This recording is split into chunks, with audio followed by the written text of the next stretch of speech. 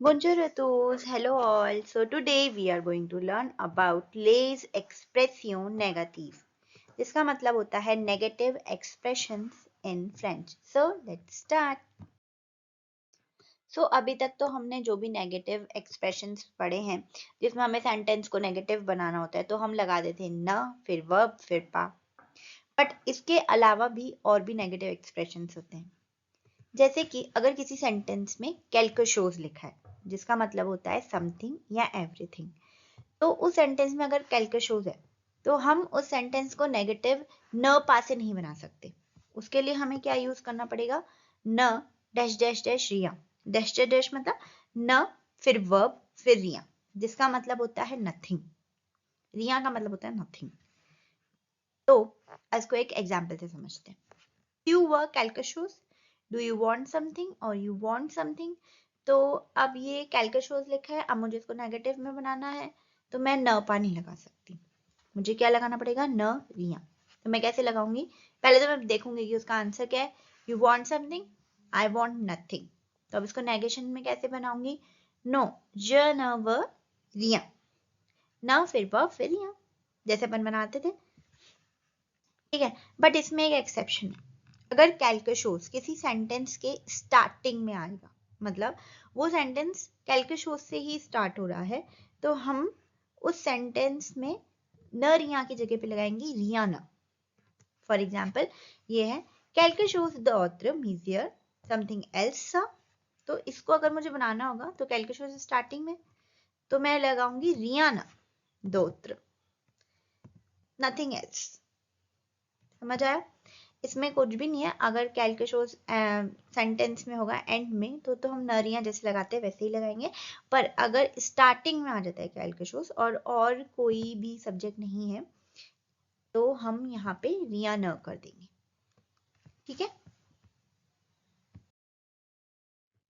अब हमने quelque chose पढ़ लिया. अगर quelque chose होगा तो न रिया हो जाएगा. बट एक और है quelqu'un. quelqu'un का मतलब होता है someone और everyone. अगर quelqu'un आएगा तो वो हो जाएगा न person. That means no one. इसका एग्जाम्पल देखते हैं. Gym quelqu'un, I like someone. अब मुझे लिखना है I like no one. तो मैं कैसे लिखूंगी? No, je n'aime personne. I like no one. अब इसमें भी एक एक्सेप्शन है, सिर्फ इन दो में ही है, quelque chose और quelqu'un में. अब quelqu'un में भी अगर quelqu'un पहले आता है सेंटेंस के, तो यहाँ पे भी ये फ्लिप हो जाएगा, उल्टा हो जाएगा. न पर्सन की जगह पे क्या हो जाएगा? पर्सन न. इसका भी मतलब क्या होता है? No one. तो quelqu'un veut manger du gâteau, someone wants to eat cake. तो इसका आंसर क्या होगा? No one wants to eat cake. Personne ne veut manger de gâteau. ठीक है, दोनों ऐसे ही हैं, बस हमें इनके नेगेटिव याद रखने हैं. अब जो थर्ड है वो है quelque part. अभी हमने quelque chose पढ़ा, quelque पढ़ा, अब है quelque part. quelque part का मतलब होता है somewhere. इसका नेगेशन होगा न verb न्यूल part. That means nowhere. somewhere का हो जाएगा nowhere. इसका एग्जाम्पल देखते हैं. I like to go somewhere. जिम आले quelque part.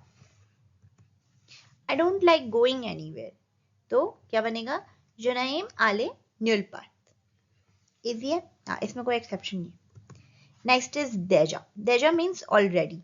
अब ऑलरेडी का नेगेशन होता है नॉट येट. अभी नहीं हुआ, तो इसको बोलते हैं न पा encore. ये न पा वाला नहीं है, न और पा encore साथ में. न फिर वर्ब फिर पा encore. तो इसका एग्जाम्पल देखते हैं. You are already finishing your homework. वो फिनिश दे जाते the word. No, we are not finishing our homework yet. No, nous ne finissons pas encore nous devoirs. ठीक है, क्लियर है? आपको इनके नेगेटिव याद रखने हैं कि अगर ये किसी सेंटेंस में ये वर्ड आएगा तो उसकी जगह अगर उसको सेंटेंस को नेगेटिव बनाना है तो हमें ये यूज करना है. तो अभी तक हमने पढ़ा quelque chose, quelqu'un, quelque part और déjà. अब हम पढ़ेंगे encore. encore means still. तो इसका क्या हो जाएगा? न वर्ब प्लस, यानी कि मतलब नो मोर. अब इसका एग्जाम्पल देखते हैं. You are still in school.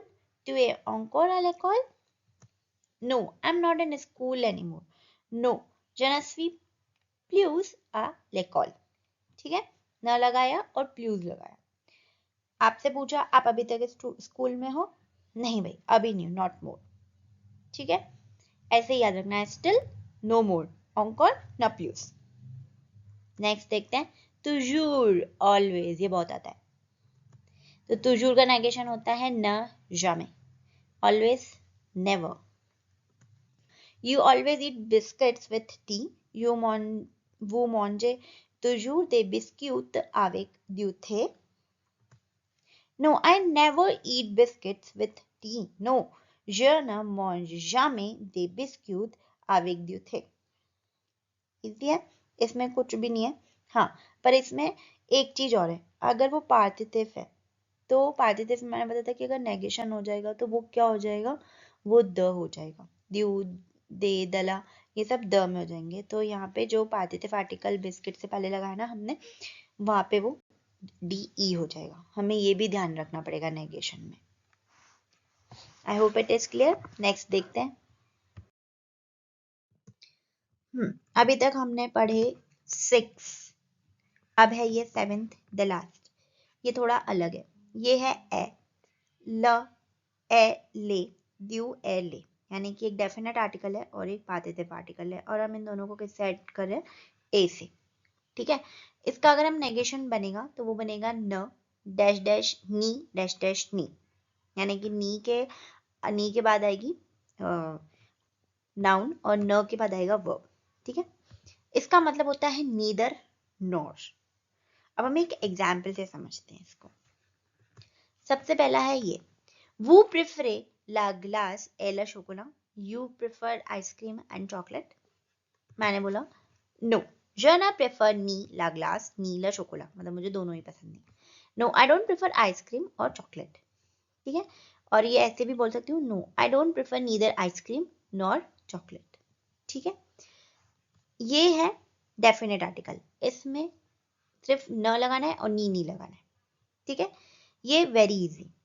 अब हम जो पार्थिव करेंगे ना वो हमारा इंपॉर्टेंट है, वो हमें समझना है। You mange du sandwich de chocolat, you eat sandwich and chocolates, ठीक है। अब इसमें क्या होगा, je ne mange ni sandwich ni chocolat, I don't eat sandwich or chocolate, I don't eat neither sandwich nor chocolates। अब इसमें क्या हुआ, इसमें पार्थिव आर्टिकल हट गया। जब भी आप नेगेशन बनाओगे, नीदर नॉर लगाना है, वहां पे पार्थिव आर्टिकल होगा तो वो रिमूव हो जाएगा, न नी लग जाएगा, बट पार्थिव आर्टिकल आपका हट जाएगा, पर डेफिनेट आर्टिकल में ऐसा नहीं होगा, ठीक है। ये हमें हमेशा याद रखना है, इसमें ये चेंज है। I hope it is clear. अब हम एक एक्सरसाइज से समझते हैं। अब मैं हमेशा एक चीज बोलती हूँ, एक्सरसाइज करने से पहले हमें पता होना चाहिए कि हम किसकी एक्सरसाइज कर रहे हैं और उसके सारे पॉइंट्स हमें पता होने चाहिए।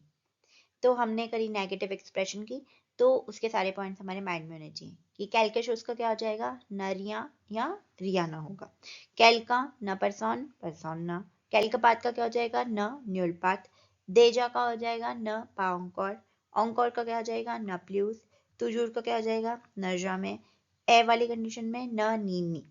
ये हमें याद रखना है, डेफिनेट आर्टिकल चेंज नहीं होगा और पार्थिव आर्टिकल होगा तो वो हट जाएगा, बस ये हमें दिमाग में रखना है। और इसके बाद हम एक्सरसाइज सॉल्व करेंगे। Now let's understand with some exercise रिपोंडे ओ negative.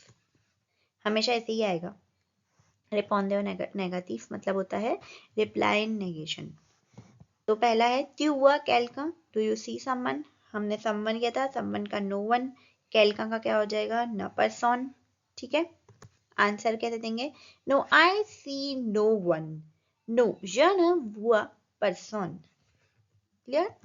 Next is Paul toujours joue avec Sophie, Paul always play with Sophie, toujours always का क्या हो जाता है, never.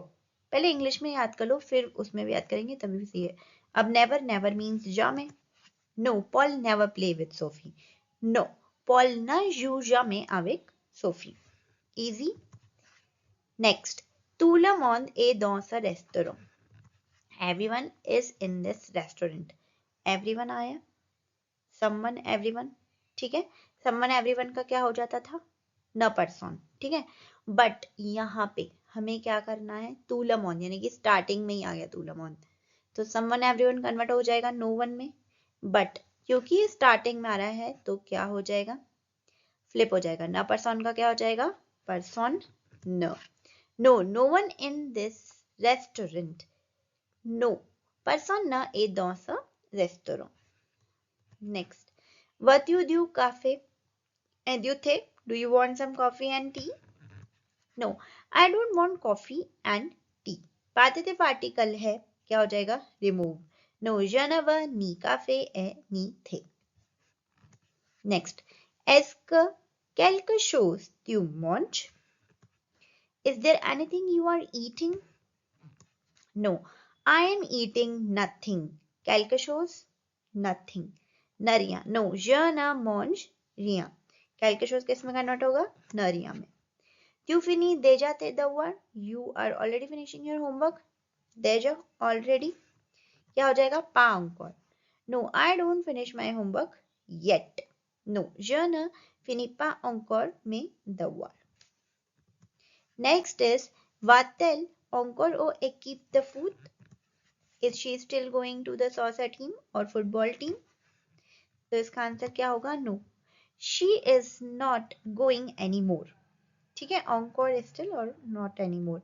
No, elle ne va plus au équipe de foot. ठीक है, it is clear now.